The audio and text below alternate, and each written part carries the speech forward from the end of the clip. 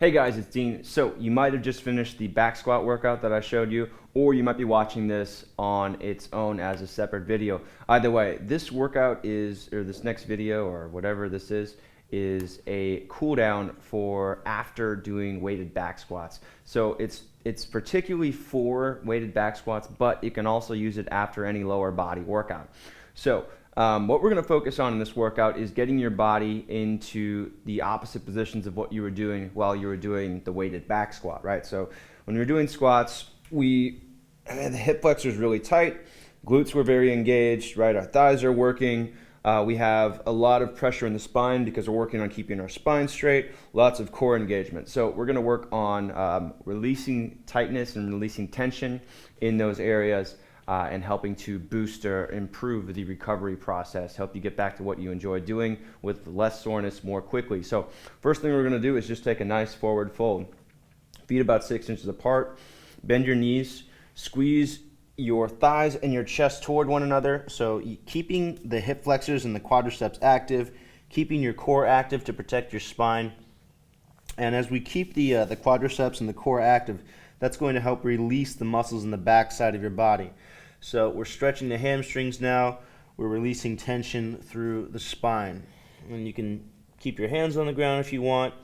Sometimes if it's harder to get your hands to the ground, if you feel like you're straining, use a block just a few inches in front of your feet and put your hands on the block, and that will make this a little less strenuous. Your goal with these post workout stretching exercises is to get the muscles to relax. So if you're doing the stretches and it feels really tense, or if you feel like you have to really push in order to get to a certain point, you want to back off a little bit. You should do this in a way that your muscles feel like they're stretching, you feel like you're pushing yourself just a little bit, but not so much that you don't feel your muscles giving at all or opening up at all. So again, try to find a kind of a happy medium between pushing yourself a little bit, but also not pushing yourself too much that your muscles remain incredibly tense. Chin tucked toward your throat, top of the head facing down. And again, still squeezing the quadriceps, still squeezing the hip flexors and the core toward your chest to keep that active. Let's go one more breath here.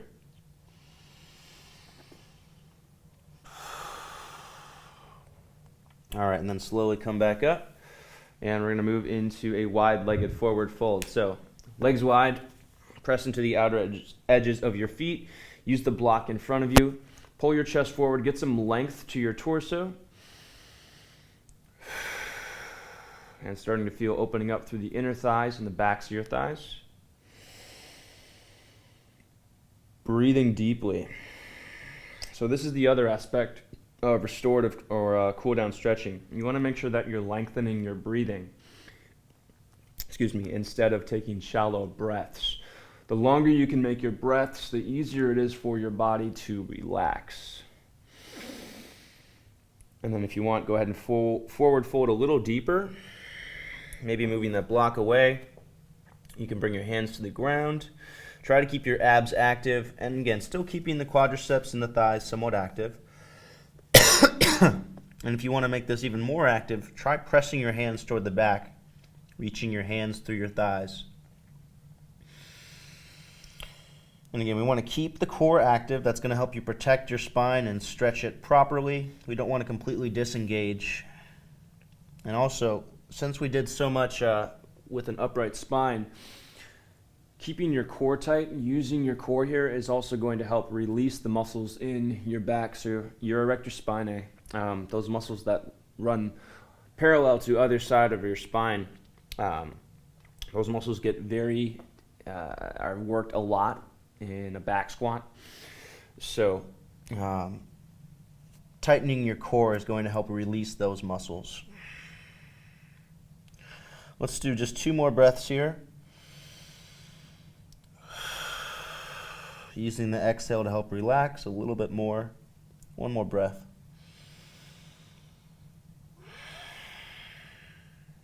All right, and then from here we're going to pivot into a lizard. So I want you to turn your right foot to face forward, turn your left foot to face forward, crawl your right foot to the outside, Bring your left knee down to the ground. Keep your hips squared forward. And just to help you get a little more lift through your body and get a better opening through your hip flexors, we're going to put that block just inside your right foot. Put your hands on top of the block. And breathe deep. So you're going to allow your hips to sink forward toward the block, and you'll feel a stretch through the front left thigh. Every exhale, relaxing your hips forward a little bit more.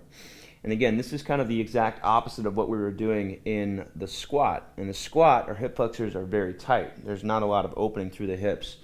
So by opening up through the hips, by getting the hip flexors lengthened, we're helping to relax those muscles, and we're helping to speed up the recovery process. So actually, yoga is a great way to build muscle directly because of all the muscle activation work that we do, but it's also a really good way to indirectly build muscle because that recovery process, lengthening the muscles, helps to speed up the recovery process. So you're going to grow muscle more quickly as well.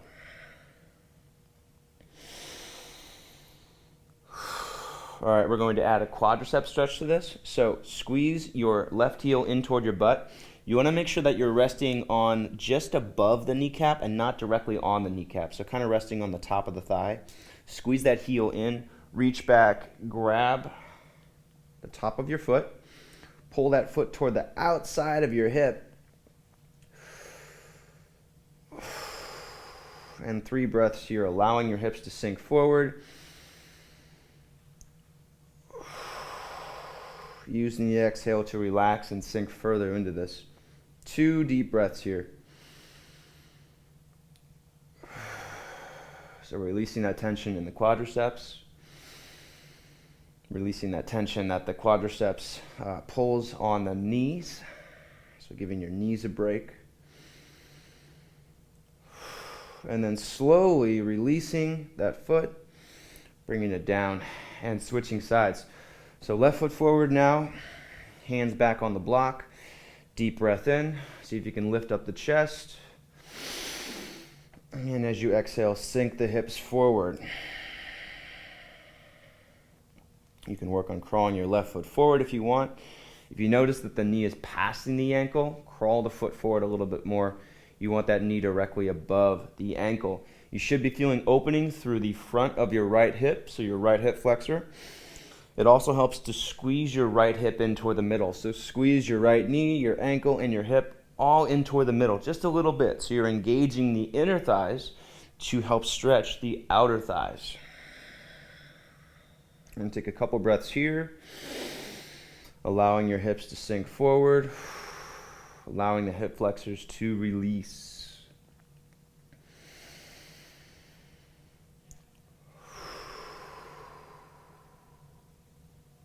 One more breath in this position.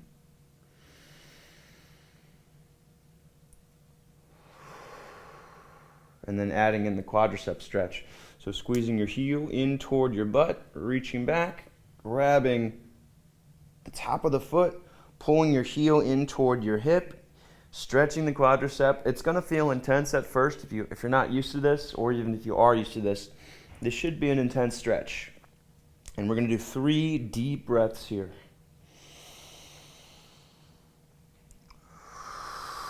Again, allowing the hips to sink forward.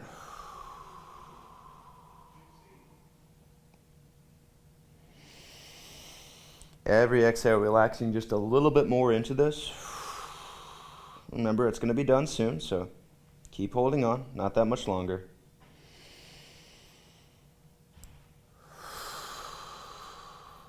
And one last breath.